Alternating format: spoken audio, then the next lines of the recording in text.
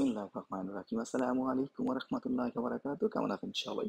আশা করি সবাই ভালো আছেন। আমিও আপনাদের দোয়া আল্লাহর রহমতে ভালো আছি। Welcome back to my page. আমি শামীম, যুক্তরাষ্ট্র নিউ ইয়র্ক থেকে আপনাদের সবাইকে স্বাগতম। সো আজকে আমি চলে আসছি জেজ ফিশ অ্যান্ড চিকেন, যেটা একেবারে নতুন খুলেছে Staten island New York city.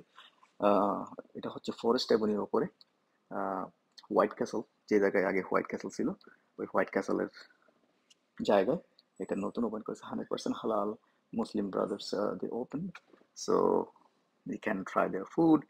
It's food is really good.